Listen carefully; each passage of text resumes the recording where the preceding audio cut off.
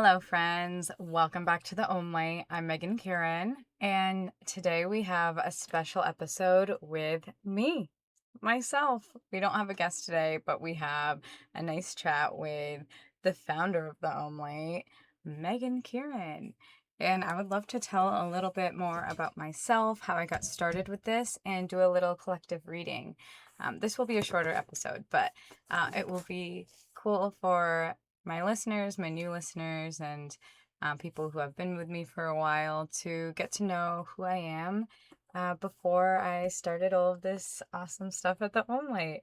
So, I was raised in a household with a meditation room. So I have always been quote unquote spiritual. I identified as Hindu for a while, but now I don't really identify as a religion because I see them all as the same and very similar.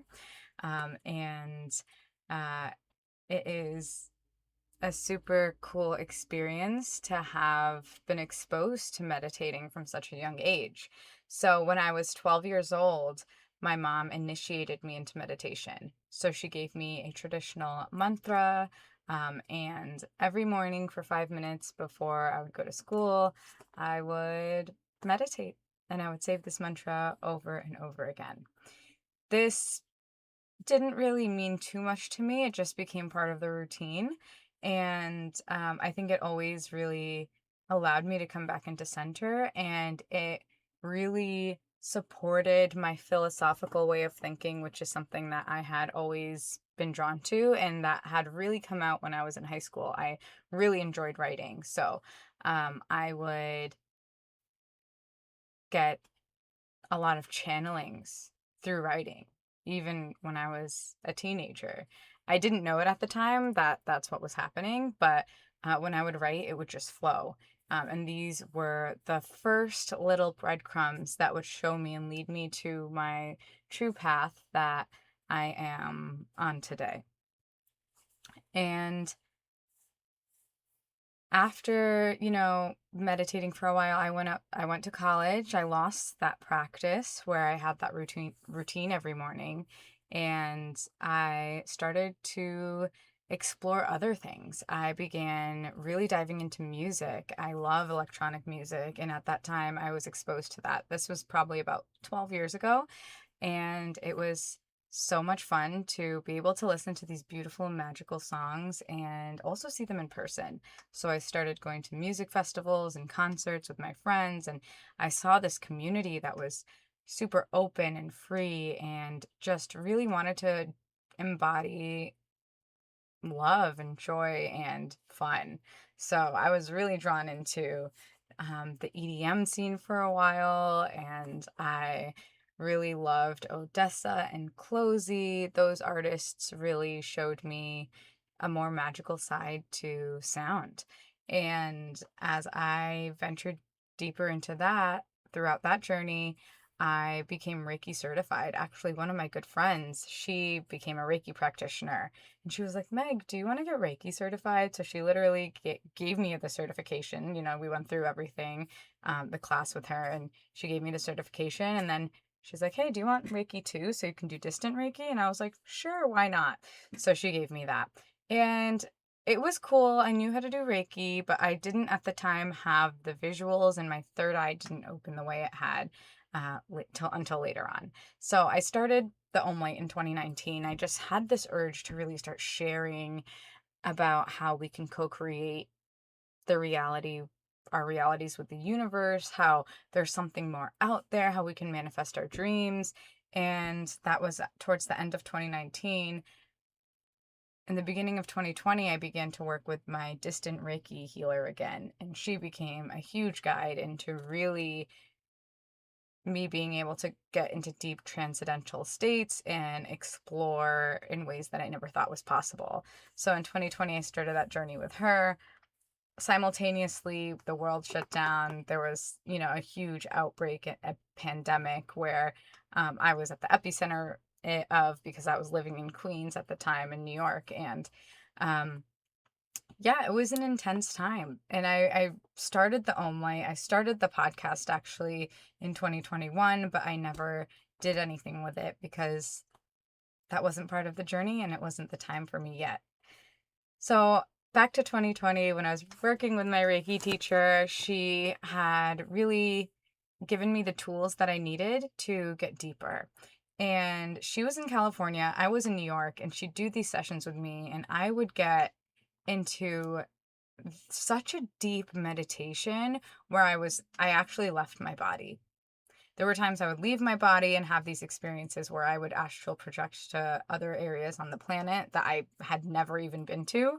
And there were also experiences where it was more in a different realm where I would connect with my ancestors.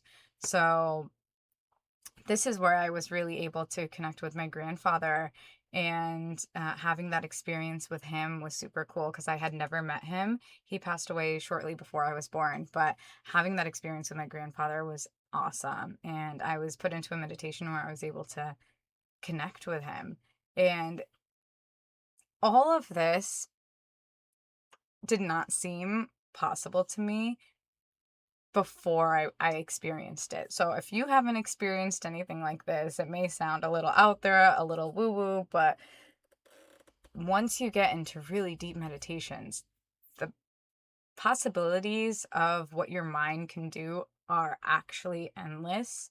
And, it has become my mission to create mass meditations for the reason of the inward journey, but also because of the effect it has to the collective.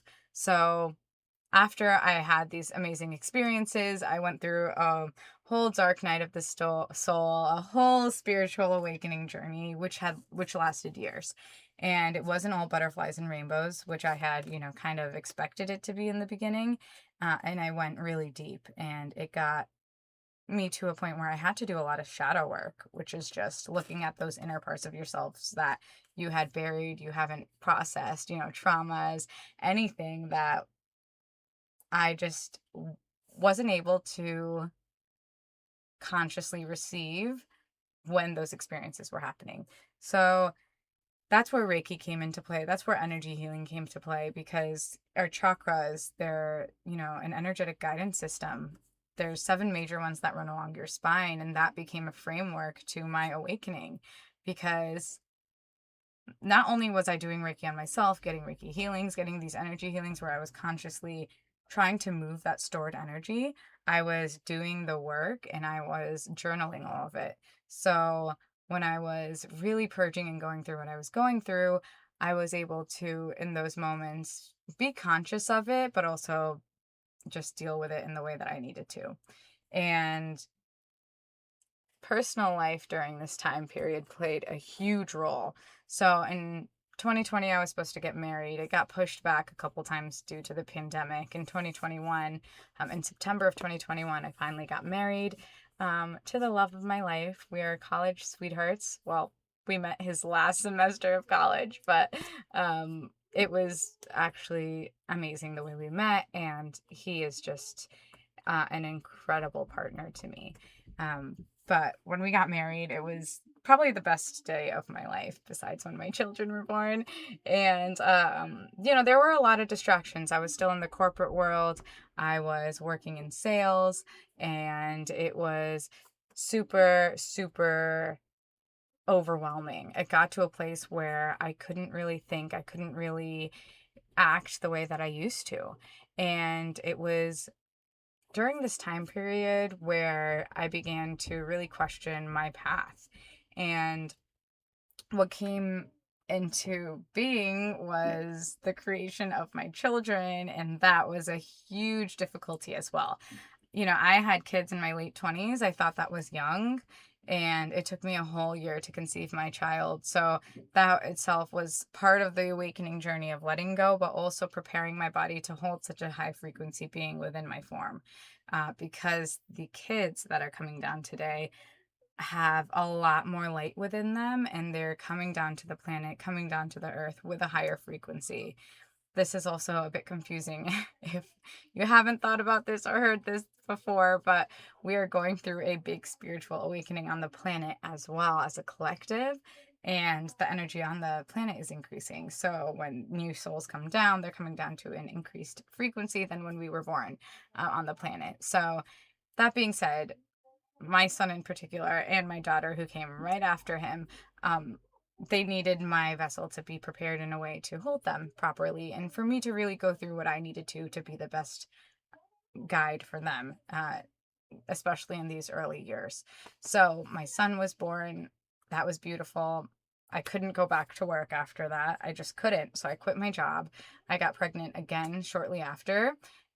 We wanted the babies really close in age, and I honestly like needed to just do it all at once for me to be able to do what I needed to do on this planet.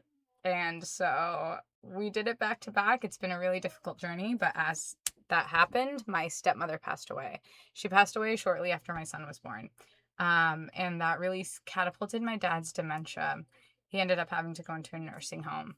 And that was super challenging because I'm his power of attorney. I am the main person to make decisions. We do have support. I have my mom, my brother, my husband, but the person signing the docs, the person making the decisions, the person who had to find the crematory for her stepmother was me. So that was challenging for many reasons. Throw on a pregnancy and an infant, into the mix. I was just really going through it. And so it was a really tough period. That was like the end of my awakening journey, I feel like, and it was super difficult to experience and go through. And after that, I began to feel a little bit more myself after I had my daughter. And as that happened, my dad had a stroke, so the stroke set him back a lot. And about a month ago, they said it could be the turning point because he had lost so much weight because he was now in a wheelchair. And, the experience of grief that I've had with the dementia over the years has lessened the load of actually losing him.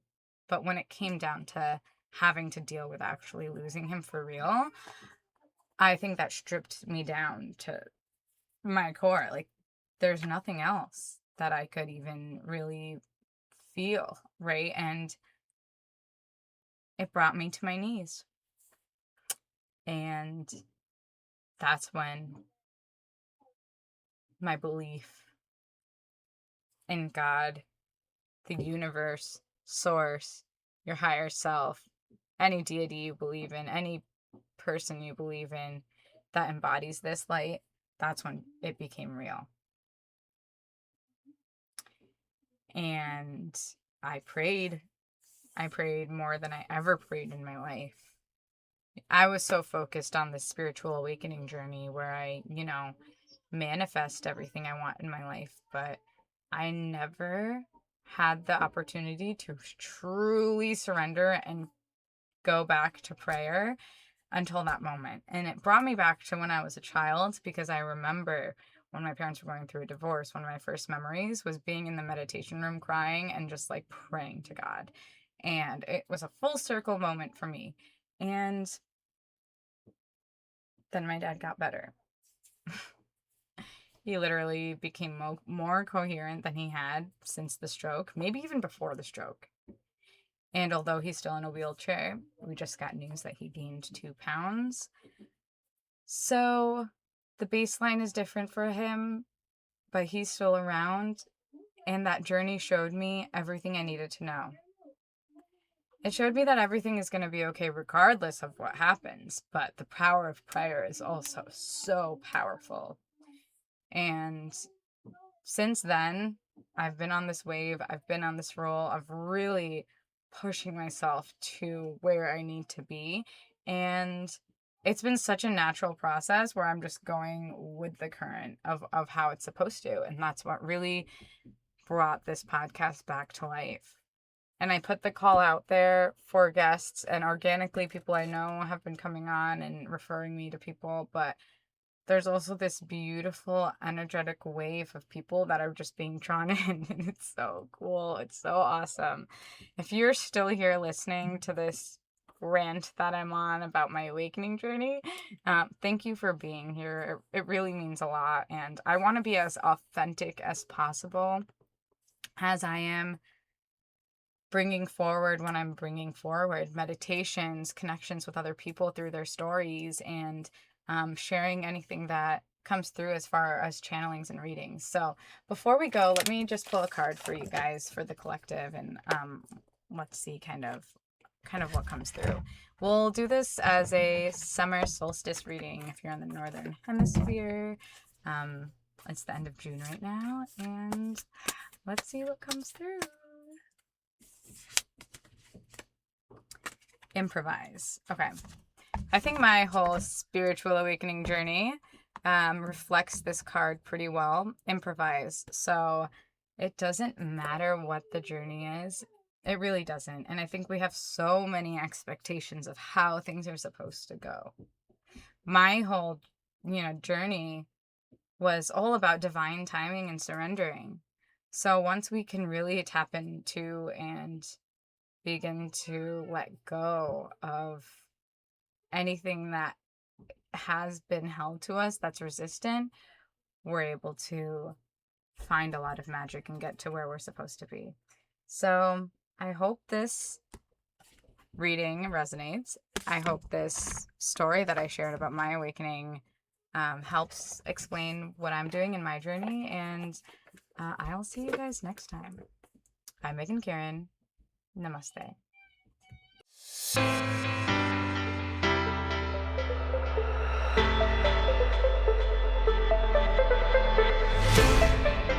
I hope you enjoyed this episode. Please check out my socials at The Om Light on Instagram, TikTok, YouTube, and Spotify. You can also find me at theomlight.com. Sessions are now open and available. One-on-one sessions are super helpful for anything you may be going through in your life to help you feel more aligned and clear.